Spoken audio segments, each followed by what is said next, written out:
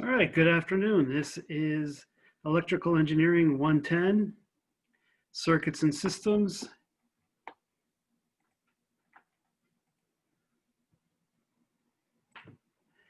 And thanks for coming. All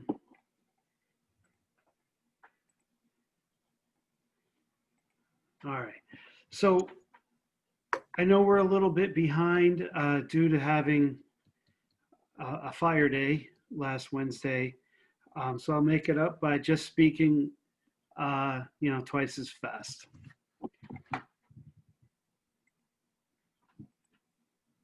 Okay. So let's get started with today. This first part is just going to be about what, in general, the course is about and some of the rules of the road, which isn't, all that information is in the green sheet. All right. Okay. Actually, if you guys could stop saying hello to each other on chat, that would be helpful because I think you have a question. All right. It's nice that everybody's friendly, but just trying to keep it from getting distracted here. So my name is Professor David W. Parent, and this is 110, Circuits and Systems. So the topics that will be up until the first midterm. All right, first we're going to go over signals, and we're going to mathematically describe them and then transform them. And we have some classic signals that we're going to use again and again and again, and that's the impulse, step, and ramp. And we'll actually talk about that today. And then we're going to scale and delay them and compress them. After we're done with that block, we'll apply it to linear time invariant systems, which is a fancy way of saying that if I put in 1 unit and get 2 units out, if I put in 2 units, I'll get 4 units out. And if I put in 1 unit today and get 2 units an hour from now, and I put in 1 unit tomorrow, I'll get that same thing, same output, meaning it doesn't change with time. All right. And we'll spend some time about putting inputs such as the impulse, step, and ramp to our outputs. We're going to look at this in the time domain and the S-plane, Laplace transform, and Bode plots. And then right before that exam, we'll be looking at RC filters, op amps, and the like. Then on the second midterm, we're going to start designing filters. And what filters do is remove certain frequencies that, for whatever reason, we don't want. So a low-pass filter would keep low frequencies and get rid of high frequencies. A high-pass filter would allow high frequencies through and get rid of lower frequencies. And there's other filters besides those that I've mentioned. We'll get more into op amps where we won't always assume that we have an ideal op amp. They actually have a frequency response of their own that is actually really critical in doing real designs. Then we'll go over the Fourier transform, which really we take a signal that you might not think is broken up into simpler signals, but in fact, every periodic signal can be broken up into sines and cosines, which then are easy to analyze and understand. Then we'll start applying all of this where we can take a spring mass damper system and convert it into an RLC where we're going to actually simulate it in LT Spice and use all our circuit techniques for. Right? Then we'll apply it to control theory.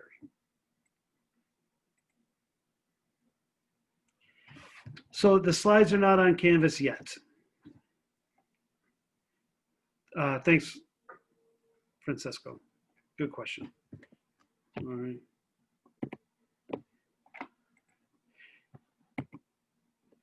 Then the second on midterm into the final exam is we're going to look at system identification, where I give you some test data and then you tell me what system caused it.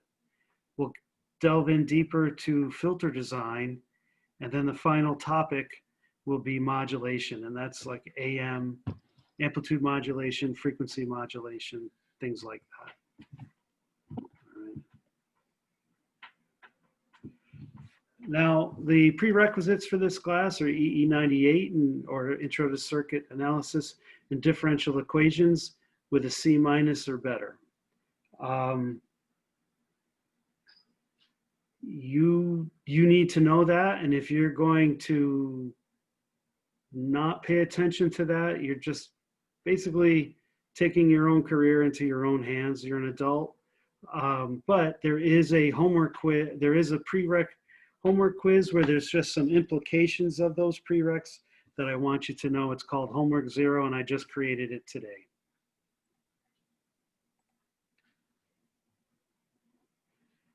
I will look into that. Okay, I'll look into why that isn't coming up. Of course, it was working for me, but I'll fix that today. Thanks. But these are just some of the topics that you need to know.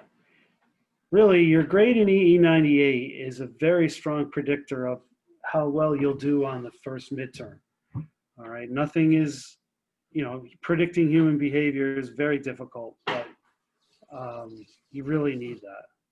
And then for the math prereq, really integration, Laplace, and things like over, under, and critically damped.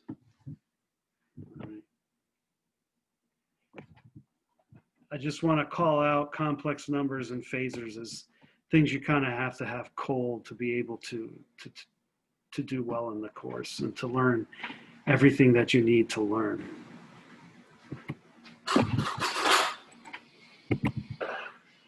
Okay, how's class going to run? Well, preferably it'll be synchronous in Zoom where we all start at 3.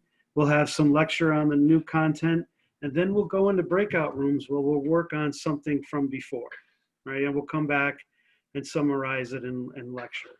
And I'll record the actual lecture content, but not you guys interacting with each other. And then I will put the recording of lecture to Canvas. Now, we already had an emergency. As these come up, I will create videos that you can watch if class is somehow canceled, right? We can still keep going. Now, during class, right, your video can be on, it can be off. Probably you want your audio off unless you want to jump in and ask a question, all right? And you guys are already using chat very well.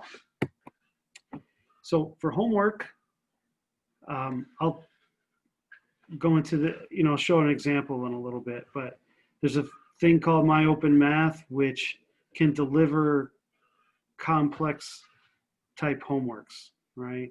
And the My Open Math would be very simple things where you're maybe learning how to drill, you're drilling a concept, right? But then we have what you would call handwritten homework, and those are more like exam questions, right? There is something called the due date versus the available date. I try to make all the due dates Sunday night, but I give you a 1-day grace period. I do caution you against using that 1-day grace period as the actual due date, all right? In fact, if possible, it's probably better to have the homework maybe not completely done, but you know how to do each one by Friday. The 2 lowest scores are dropped, and you can work together. Right. Midterms and exams. They're going to be open book, open note, and open internet, but not any interactive internet, right? You cannot receive or give help, and people forget about the giving help on midterms and exams. And if you're found to have cheated, it's an automatic F, all right? Even though it's open book, I strongly suggest you make an equation sheet. It's a good learning activity, and hunting through everything that could be on the internet is difficult. I'm going to call this out again, is do not commute with anyone about the exam until the exam is over, which can be actually several hours after you think the exam is finished. And I was thinking I could send out a message. You may now talk about the exam. That way nobody gets caught up in it. And what was happening last semester is people had a chat group, which is great because working together is a great way to learn material. But they didn't realize, some folks didn't realize that people were still taking the exam and they got caught up in the cheating scandal. All right. Now, the way it'll work, and I've got instructions on this, is you will download a unique exam from Canvas, most likely generated from My Open Math. But you're not going to enter in answers into My Open Math.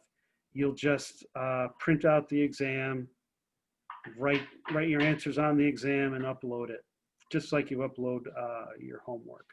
And you get an extra 15 minutes to upload your exam. I strongly caution you not to use that 15 minutes to keep answering your questions, all right?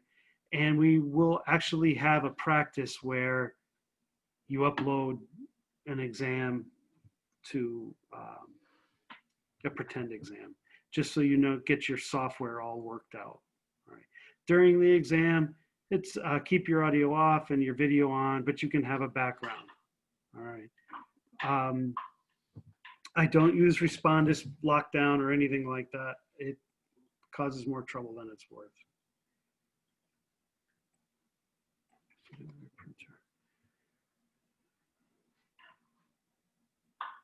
Right. So yeah, it's just like homework. You can write down the question, right, and go from there if you don't have a printer. And I should also say, if you have one of these computers where you can write directly on a PDF or you have a Wacom tablet, that's okay as well. But you really have to send a decent PDF that I can read. You can't send these JPEGs that are very difficult to go through. All right, we do have 105 people registered right now. Oh, yep, right, Ellen. You can use your digital notes, iPad, anything like that. But what I have found is the iPad sometimes, unless some iPads don't work that well. And what I would suggest is practice on your homework to see if you can actually make a decent looking thing that I can read through. That's a great question. So with communication, really, I try to make myself available as much as I can, but it's best to start with an email because usually I can triage it or answer something pretty quickly. If all of a sudden it turns out to be too difficult, I can set up a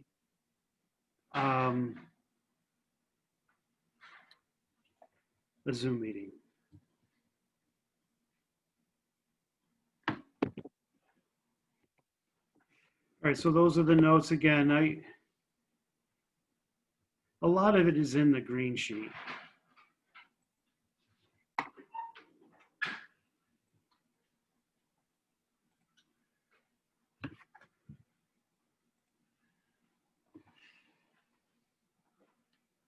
All right. Now, I'm not going to read through all of this, but start here is where everything, I have an introduction for myself, where to get help, navigating homework, the learning objectives by homework and exam. This is where the textbook is. There's an add, drop, stay policy. And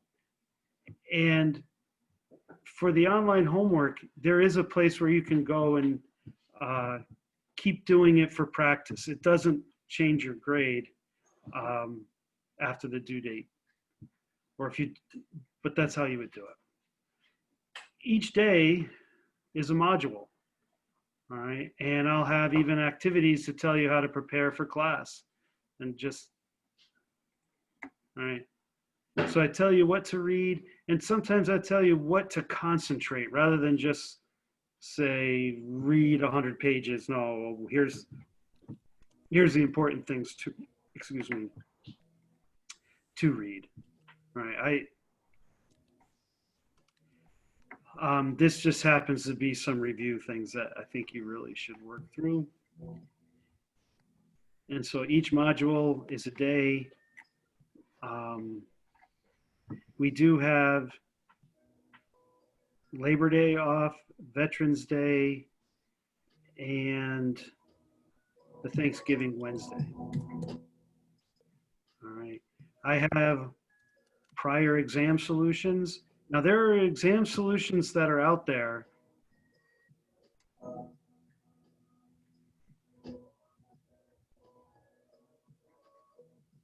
Right. I realized the homework 0 is closed just now. I think I just have to fix it. Okay. So I do have midterm solutions. I've been teaching the course for a while and they're out there, but the course changes and the certain things that are concentrating on have changed. And also there is something called Bodhi plots where I was eventually very dissatisfied with the answers were correct, but the way I was doing it, I just really didn't like it. And so I've kind of gotten rid of things that I don't think are helpful. All right. If you look at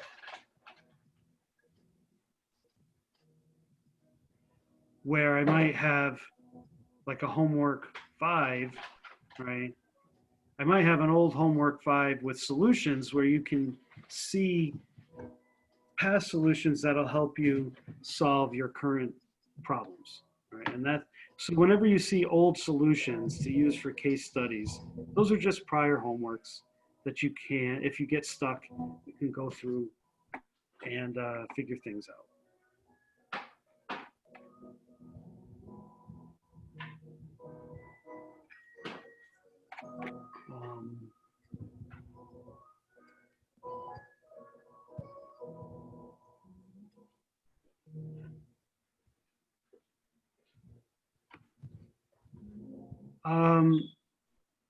I'm not quite sure, maybe the solutions, but the homework should be the way I wanted it, okay?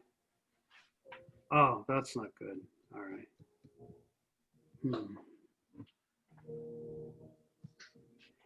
You know, that's really interesting because it was fine last semester. All right, thanks for that heads up. That really shouldn't have happened. Anyway. Okay.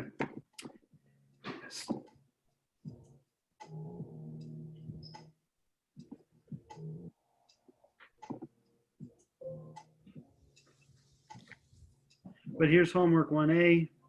You would click on it, it connects to My Open Math, and then you get the question and you can draw.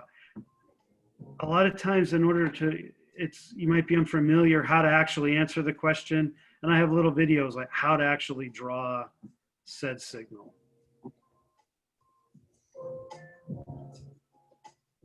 Anyway.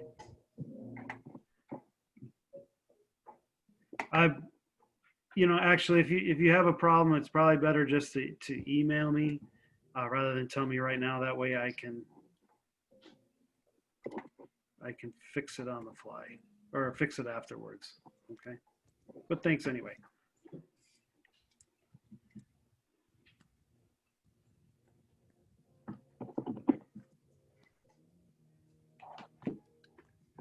But before we move on to actual some content, are there any administrative questions anybody has right now about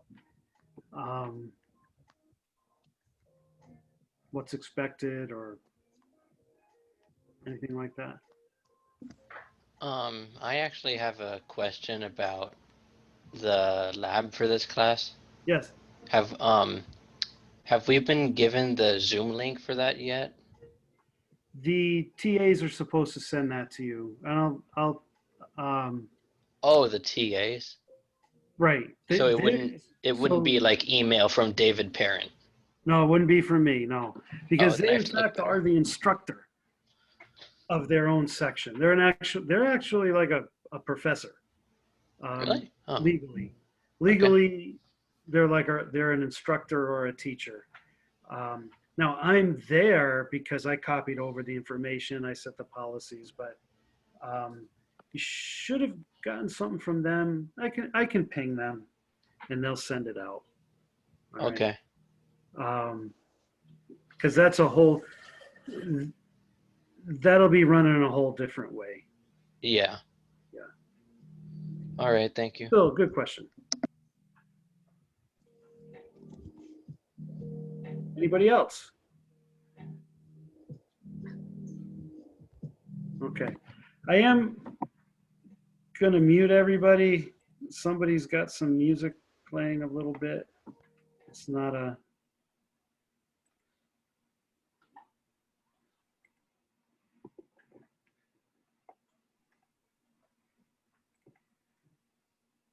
Okay.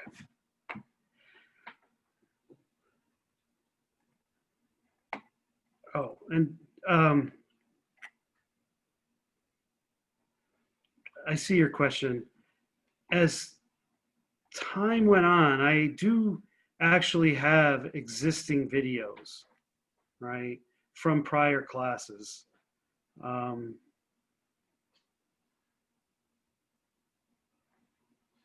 although it looks like some of them aren't there. All right. But whatever lecture is recorded, I'll put it in that module. A breadboard. So they're not in 110, but in 110 lab, there will be a few days where you need one. Okay. This, I know that some community colleges, their circuits class in the lab was a 4-unit, and it was all one thing. But here, these are actually 2 separate classes, 2 separate grades, and you'll see 2 separate things on your transcript. All right. But if we could, yeah. So lab, you will eventually have a chance to come face-to-face, but it will take 2 weeks to get approval to come in and actually come in face-to-face. Lab can be done remotely. Pretty much everything can be done remotely. All right.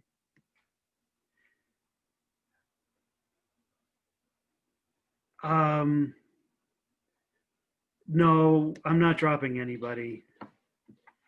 I know I probably am saying that. There.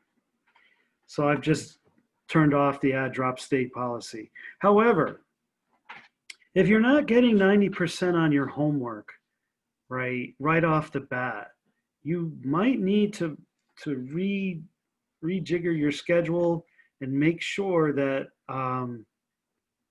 you're not working too much, taking too many courses. And I know there's a lot going on,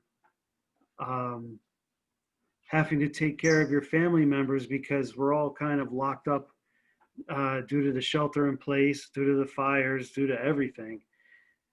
We still have to maintain the standard though, right? That's paramount. It's not going to matter when you're on a job interview, right? What's going to matter is whether you know it or not. Okay. Really, if I need to start lecturing and on the actual material, so that those lab questions can really be saved for your lab instructor. Okay.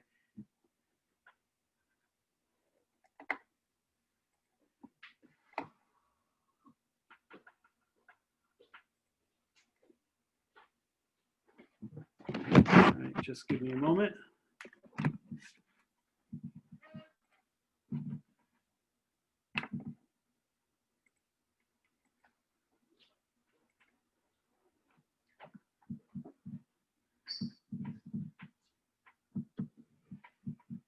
So one of a very important function is something called the delta function, and that's my handwriting. And plotting it is a bit difficult because it goes to infinity. All right. So I have time, and the delta function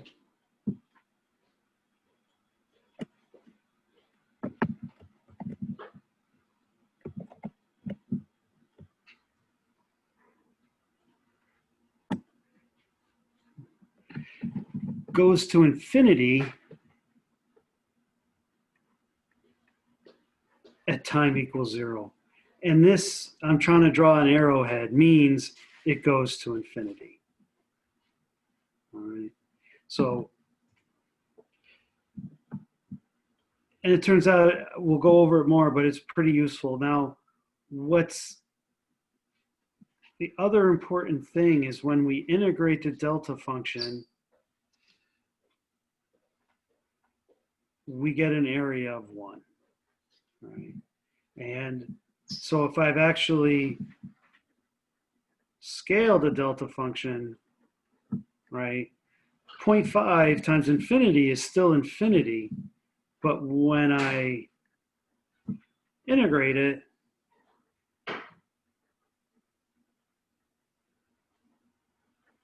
I would get that scale factor. All right.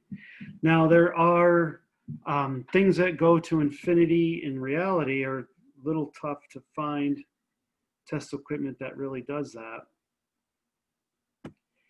And what you usually find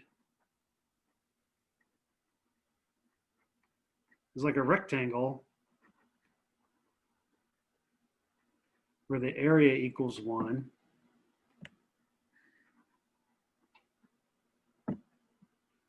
Or there's a,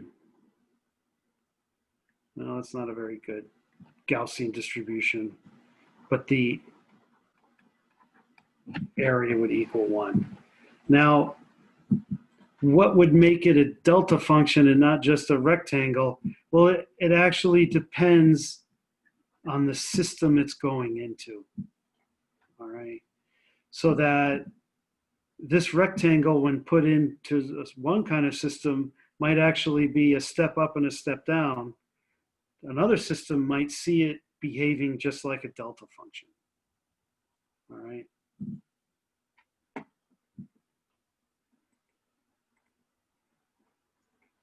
Now, UT is the unit step function.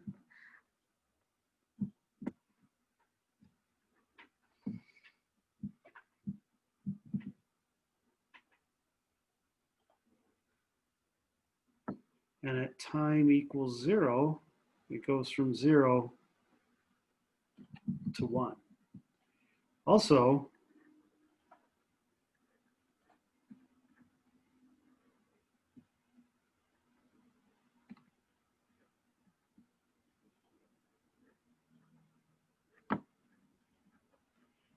if I integrate the delta function with respect to tau and time as the upper limit, you actually get the step function. All right. Now, if I scale this by 2, right, then I would get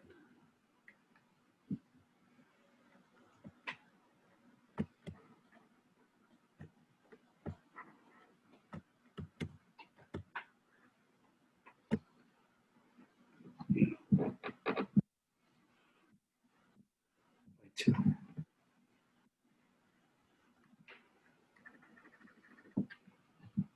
All right.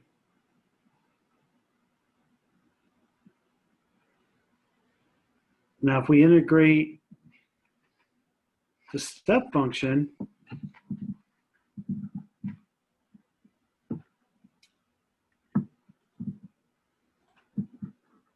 we're going to get a ramp function.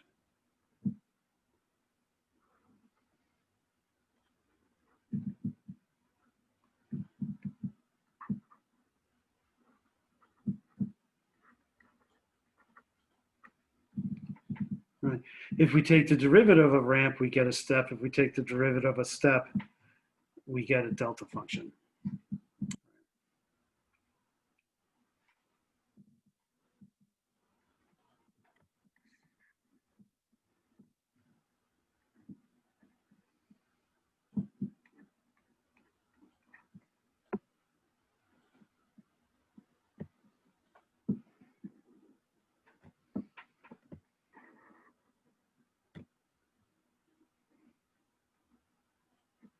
And this is the slope of that step function is 1. So you'll notice that before all of these, before time 0, they're all equal to 0. Now the delta function goes to infinity at 0 and then back to 0. The step goes up to 1 at time equals 0, and the ramp starts ramping. Right. Now these signals can be used to approximate shapes that can make it easier for analysis later. All right.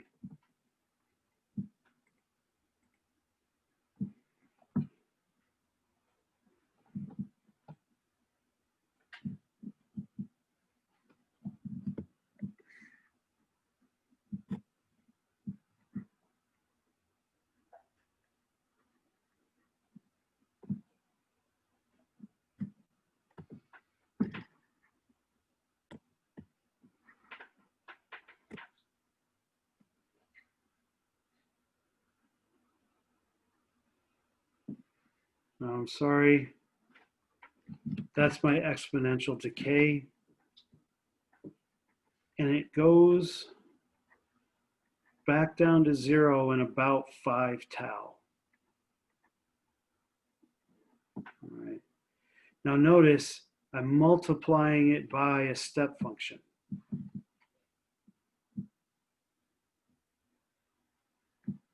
So what I have is it's 0,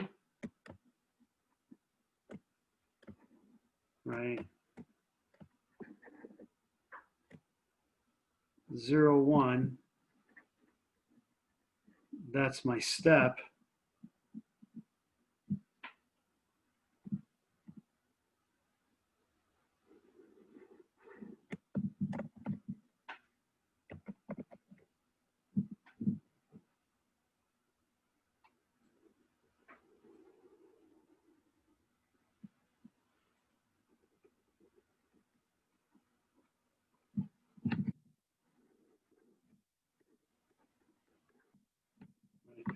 But this is actually e to the minus t. It does exist for t less than 0. But when I multiply these two together, right, it's 0 up until that point, and then it comes back down to 0. So you'll see the step function used to enforce these kind of conditions on circuits, or on signals, excuse me.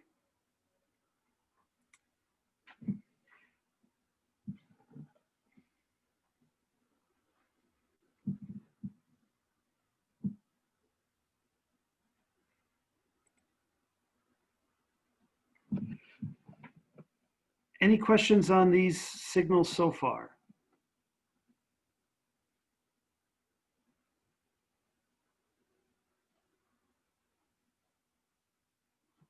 Okay. Now this is great if we want to have a delta function at 0, a step function that change at 0, and this exponential decay at 0. But what if we want to move this shape backwards and forwards in time? What if we want to scale it bigger? Or what if we want to kind of expand it or compress it? So we have some mathematical things that we can do for that.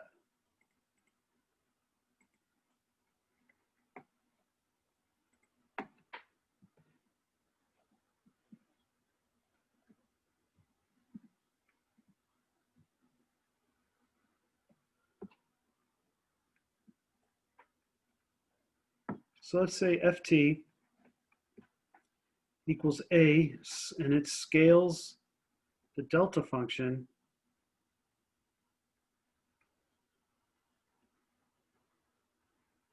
all right, and we have some delay here, all right. If tau is greater than 0,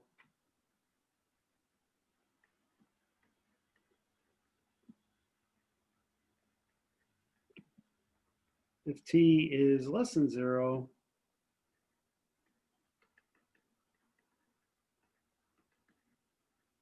right? So if we're adding time, well, that means we're kind of advancing it. Things are happening before 0. And if we're delaying it, that means they're happening after 0. So let's do 5 times the delta function, t plus 1.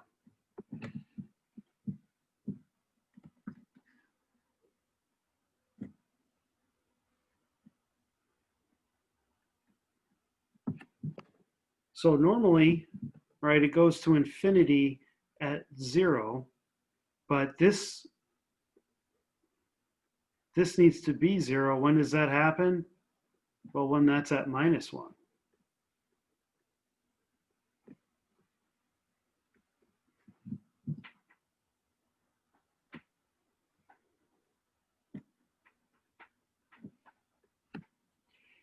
Now, how do you draw 5 times infinity? Well, you can just put a 5 there, just so you keep a track of it. It really wouldn't come into play unless you integrated it. Then that 5 would come out. Right. What if we had 0.5 delta t minus 3? All right. What will make this 0? If that's 3. So we have 1, 2, 3.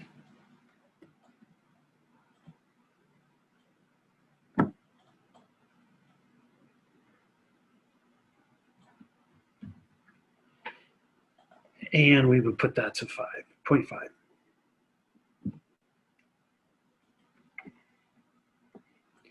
So in one of the first homeworks, you're just drawing that delta function back and forth and just looking here and seeing where will it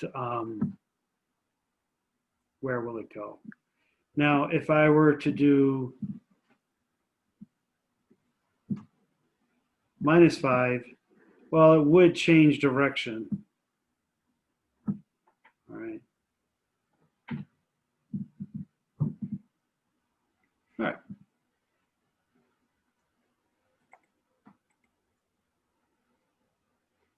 Now, what about the step function?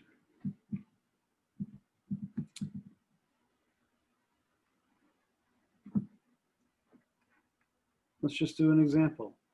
2 times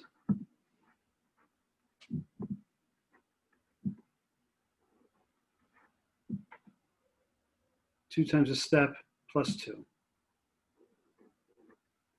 What makes that 0?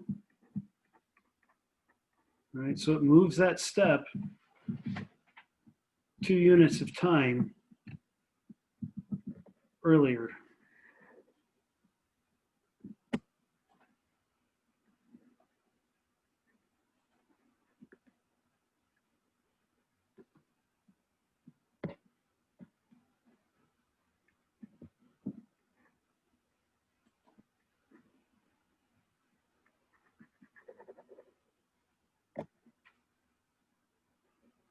Then I can just scale it with 2.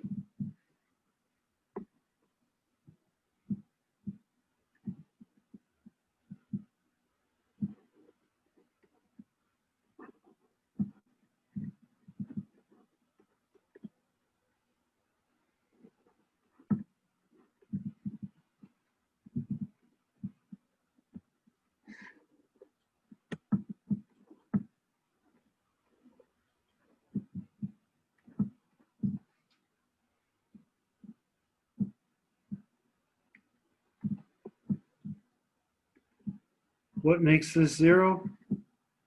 And t equals 3.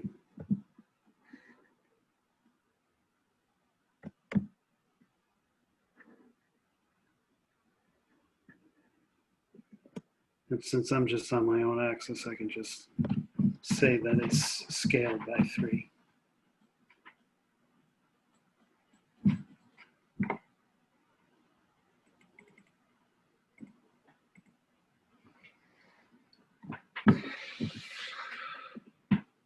Now,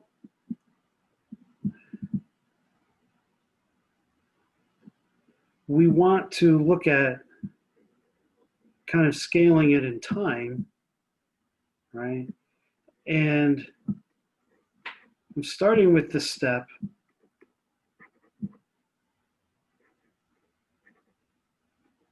Where we have a, that can be negative, it's just, any real number,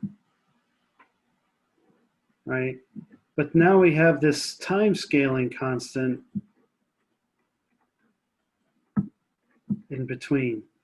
But for step functions, it doesn't matter, because when this is 0, it's going to be a transition. Before this time, it's 0. After that time, the step function is going to be 1. But really, it's that transition point that's important.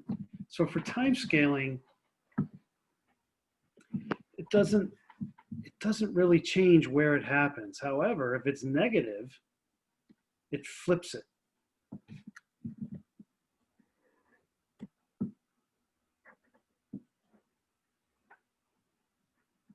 So a step of minus t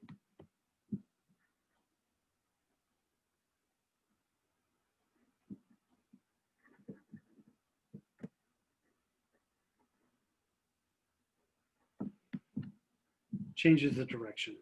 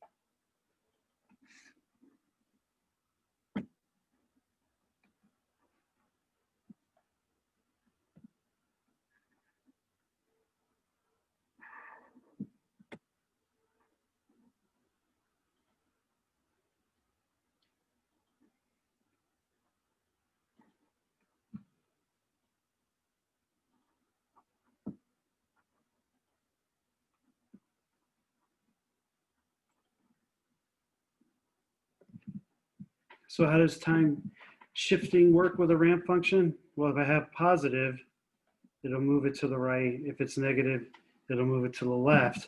Scaling it scales the slope. All right. Now, but time scaling, and let's just do that part. Again, it's still, this will go at 0 where it will, but the b can change the slope as well. All right. Where there is more than one way to change that slope, and you can reverse it. All right.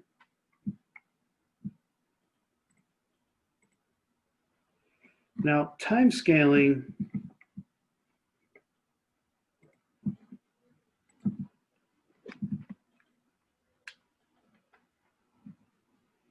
yep, I'm going to post these.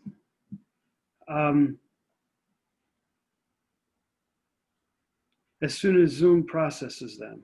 All right, usually within a day. All right.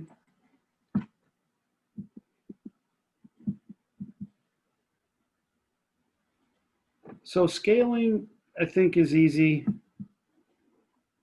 But now if I have b,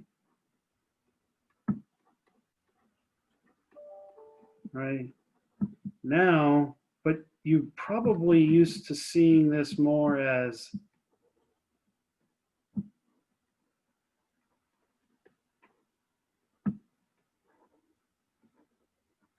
we don't use tau necessarily, right? Tau could be RC from an RC circuit.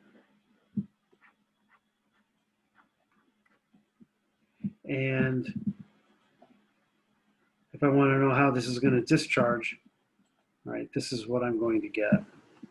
All right, so the negative, if this were positive, I would have exponential increase, which you can have, right, up to a point, but it's negative, so it flips it. So then we have exponential decrease. And then that 5 tau, how long does it take to get there, right? There's your tau. And these are always, in this class, we put a step function before it. Maybe in your circuit analysis class, they didn't do that. They just showed you this part. All right.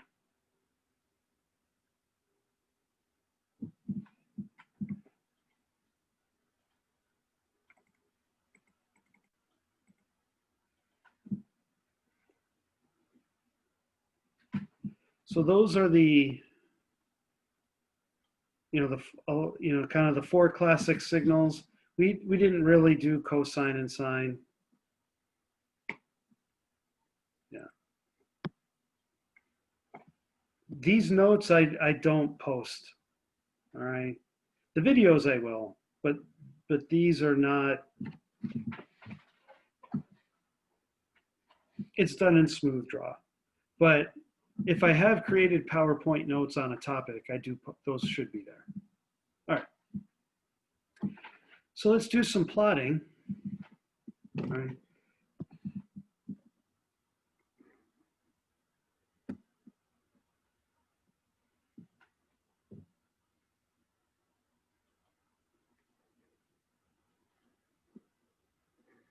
I'm sorry.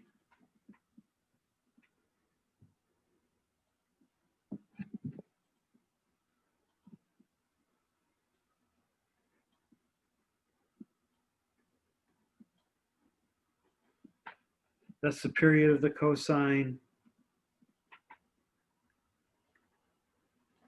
P peak to peak is from the peaks.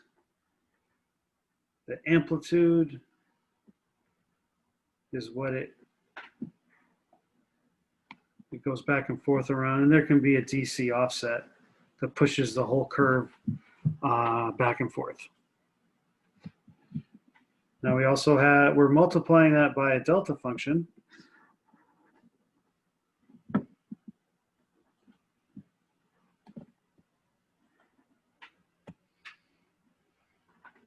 Right, which is infinity at time equals 0.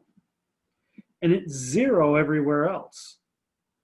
So when I multiply these together, right, cosine at 0 equals 1, delta function at 0 equals infinity.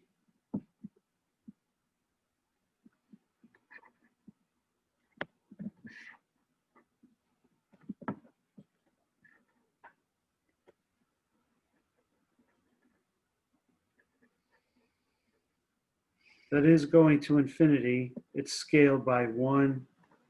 And again, if we integrate over that whole area, then the 1 can be seen. All right.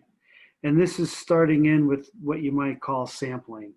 Is that it's a mathematical way to tell me what the value of the signal is at time equals 0. Now it doesn't really, in order to sample it,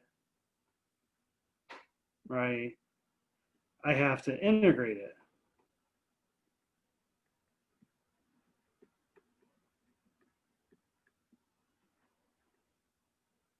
That equals 0. This equals 1 at 0. That equals infinity at 0. But the area is equal to 1. And so at time equals 0, the value is 1. And then what I would do to sample the other values in time is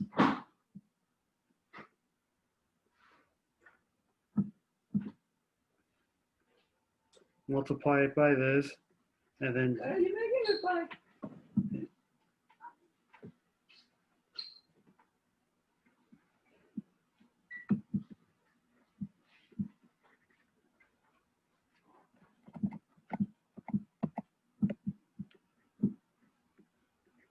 right, if I wanted to know what this was 1 second later, right, this would give me the value of cosine f1.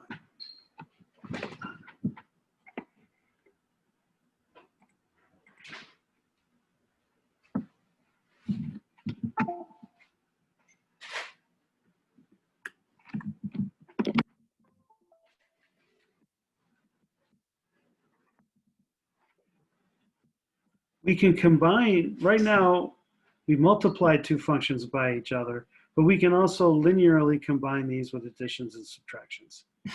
All right. So what would happen if I had a ramp and then subtracted a delayed ramp?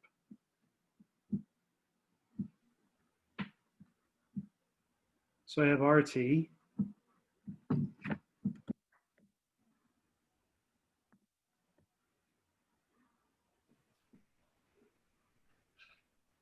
And I have a slope of 1.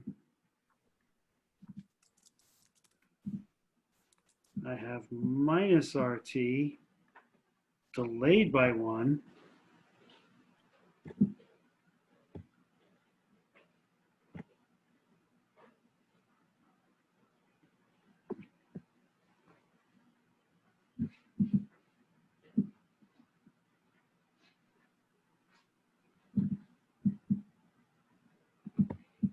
And then I add them up. So 0 plus 0, I start ramping up.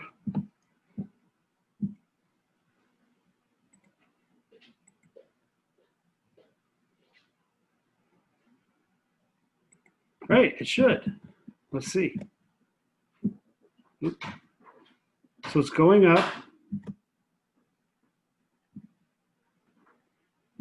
But now I have a slope going up canceled by a slope going down,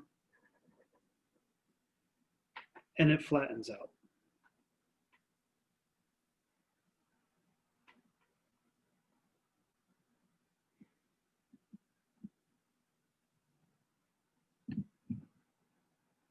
So now let's do this one.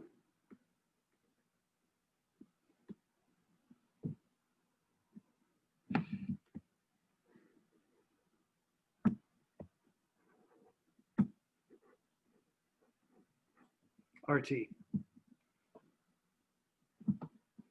Then we're subtracting 2RT at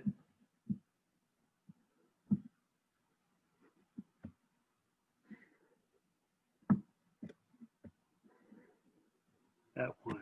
And I'll try to show a sharper slope. Right. But then I'm adding back a slope.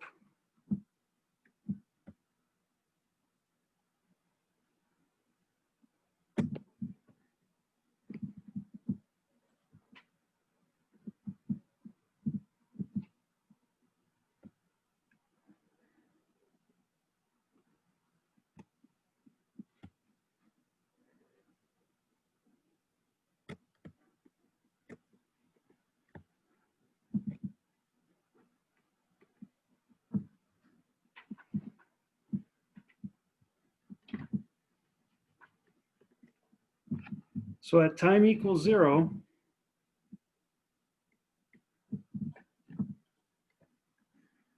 oops.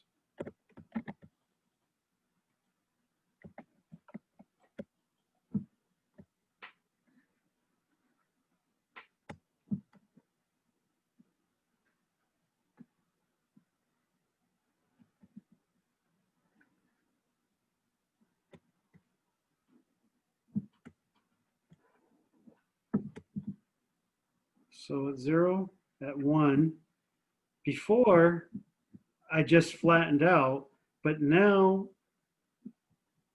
I I flatten and then I go back down. And it would keep going. But then I cancel out the slopes and I get a triangle.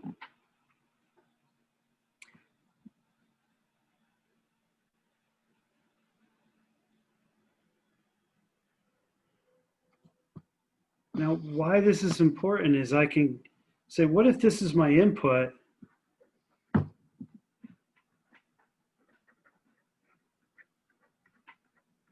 To an RC circuit. You might think, well, I remember charging the capacitor and discharging. And the thing is, though, is really all I have to do is find RT, and I'm going to use this symbol called convolution. We'll go over it later. And HT describes this system in time. And all I have to do is find the one ramp and find whatever that is, right? And then in this region, I just have to scale it differently and delay it, scale it differently and delay it, and then add them all up, and I get the total response of that. Now, that's where we're headed. That's not today. Right, the convolution symbol is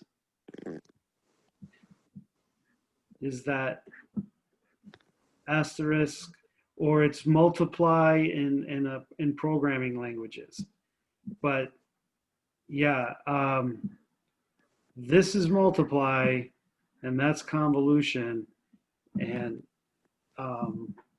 that's why you really got to use your symbol editor and reports and not type C code for your equations. All right, but thanks for pointing that out.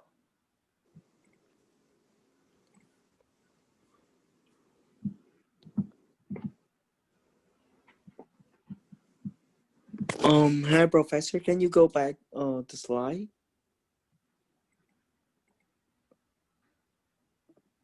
To where? Yeah, I have a question. Like, when do we know it will flash out? That's a good question, and I'm gonna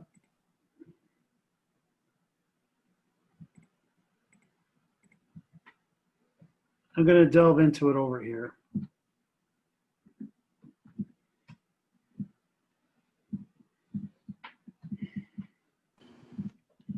So the thing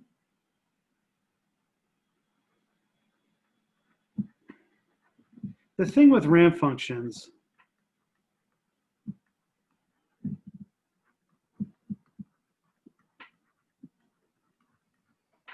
is that I'm keeping track of the slopes, all right? And so if I have this, and that's 2 up and 1 across, right? And then later on,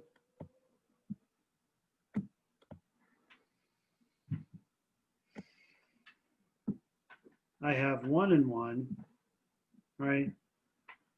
I see when it turns on, let's call that t equals 0. And there's nothing else, no other slopes to keep track of. So I have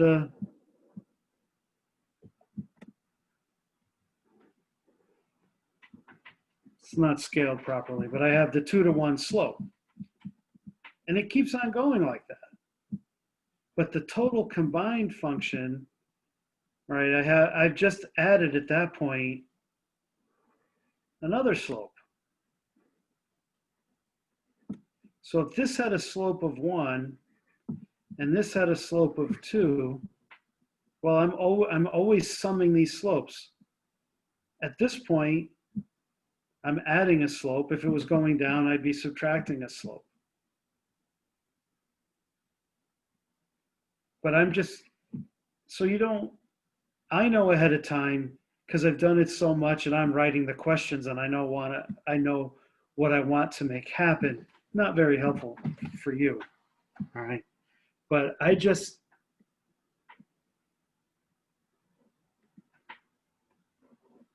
I have a ramp, I have t plus t1, t2, t3, t4, right?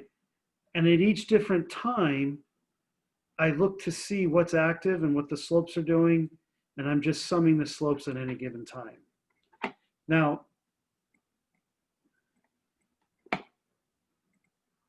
step functions, oops. All right. Step functions, you keep track of levels. All right. So, here I am at 1.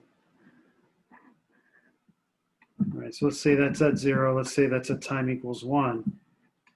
I add these together. I go up 1, and I go up 1. Right? If I have this, right, I go up to 10, right? I'm keeping track of the level. And then I go down by 10, which evens it out, right? So if I had UT plus UT minus 1 plus UT minus 2 minus UT minus 3 minus UT minus 4 minus UT minus 5, right? Right, at 0 I go up, at 0 I go up 1. At 1 I go up another 1. At 2 I go up another 1. At 3 I go down 1. I go down 1 and I go down 1. And I get a, up and down staircase. All right. Did that help? Yeah, it's help. Okay. Yeah. It's a good question.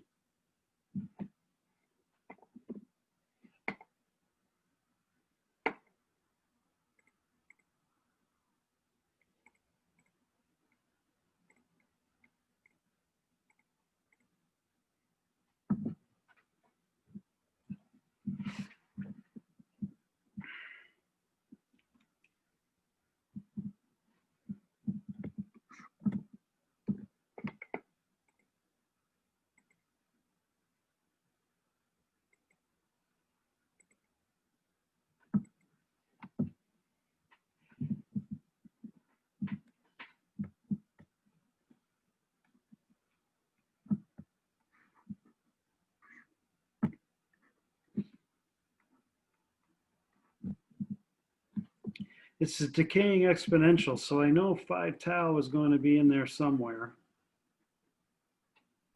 All right.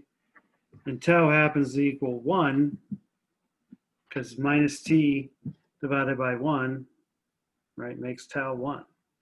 It's multiplied by a step function, so it's 0 up until that point, right? At t equals 0, the exponential goes to 0. Goes to 1, excuse me. And then right, t is, it's times minus 1, so we flipped the normal exponential curve. We flipped it to where now it's decaying. And I just want to, right, that's the 5 tau. Now, I've delayed it, but it's still scaled by 1. And so I can keep track of where this is going to occur with the step function and what's inside the parentheses.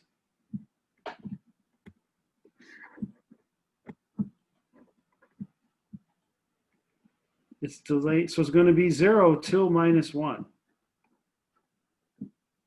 And till 1, excuse me, 1, 2. 5 tau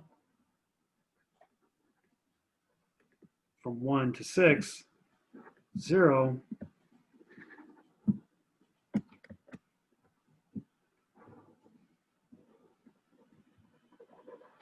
Yeah, that's better. All right. So I don't try to hand calculate this. I just know I have an exponential that takes 5 tau to approximately go to 0. So I just look at the delay here and it matches here, right? And I just shift it back and forth. I wouldn't make it too complicated. Now, what is that exponential decay? Well, if you have an RC circuit, right, it was at 1 volt, it was charged, you flip a switch, it discharges, it charges in 5 tau. All right.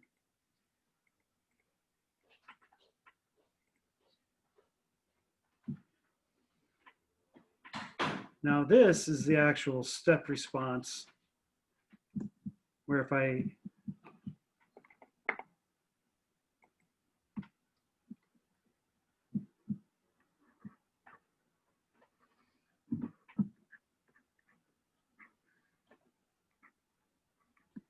put in a step, right,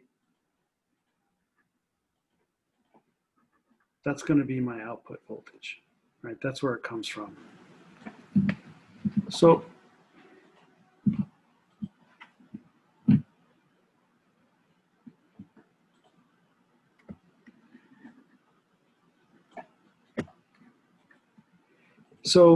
UT, right, there's no delay here, there's no delay here. So whatever's going to happen is going to start here, right? Well, at t equals 0, e to the minus 0 divided by 10 is 1. 1 minus 1 is 0. So I'm starting at 0, right? Now, what if t equaled, excuse me,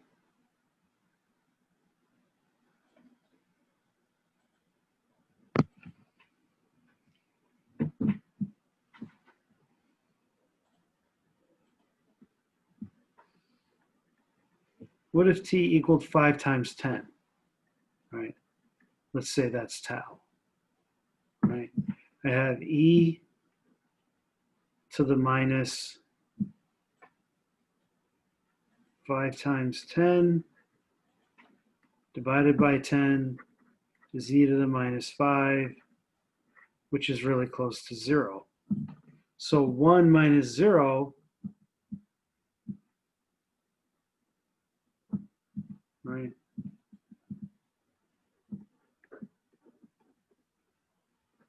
Tau equal 10, 5 tau equals 50. Now, the way you draw it is, this is called exponential approach, and it looks like that. All right. So that's like your kind of your basic shape. It's all scaled by 10. All right. Well, now I want to delay it by 50 units, right? And I want to scale it by negative 10. Well, really, I could just change this to minus 10, change this to, I delayed it by 50, right? Add another 50 to that, and I've done it, right? But that might be hard to see, right? So t equals 0, t equals 50, t equals 100, right? It's 0 up to 50. Then I'm getting that exponential approach, and it's minus 10 at 100 because I've delayed it by 50.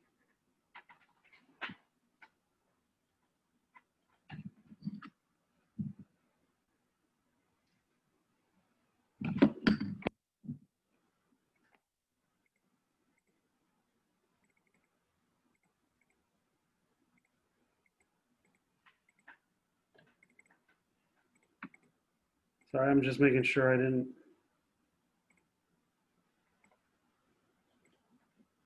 Leave anything out. Now, I see there's a chat there. So here's the thing, is while in my open math, it's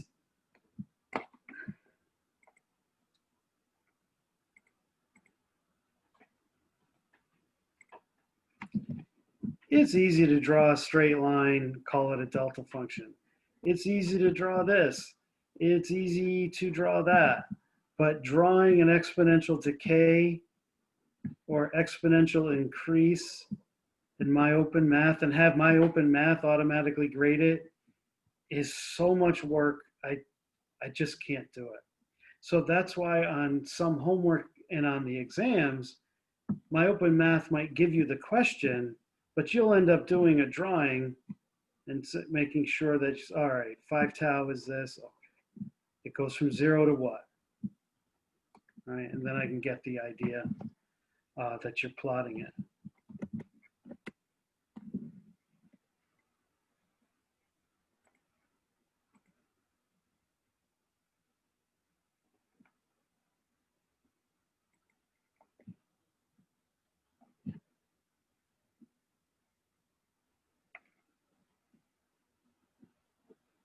So today, we've gone over the three of the signals that we're going to use quite a bit.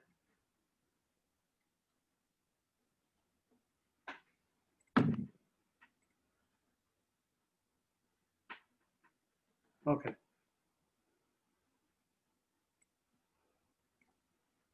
Yeah. Look. So we have gone over the delta function, right? We've scaled it and we've delayed it. We've gone over the step function, right? And we scaled it and delayed it. We've gone over the ramp function. We scaled it and delayed it. And we've made functions out of a series of these and a series of these. We've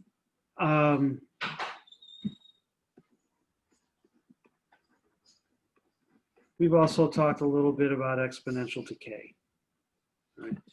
Briefly mentioned the relation that I integrate this to get that, I integrate step to get ramp, or I take the derivative of the ramp to get the step, I take the derivative of the step to get the delta function. All right, and we did some, we went over briefly how the course should work. All right, but so next time we meet, we'll have some lecture. I'll have a in-class exercise for you to do, and I'll randomly assign you to breakout rooms, and you'll work for about 10 minutes together, and then we'll come back. And the breakout rooms and meeting people, it's really important because your teammates are what's going to really make your studying efforts more effective. And when you're with your teammates, it's not just agreeing with your teammates. Sometimes you have to challenge them, sometimes they challenge you, but you're always testing whether you really know it or not, all right? But you can't do that unless you make friends. And it's very hard for me to tell you, go make friends. So we make time for it in class. And then the other thing is while you have your teammates, your fellow students are your teammates, remember, I am your teammate too. I'm here to help you. Yes, I do test you and I have to grade you, but I am here to make sure that you learn the material and that you kind of get that electrical engineering at San Jose State stamp of approval. All right. Any questions before we go?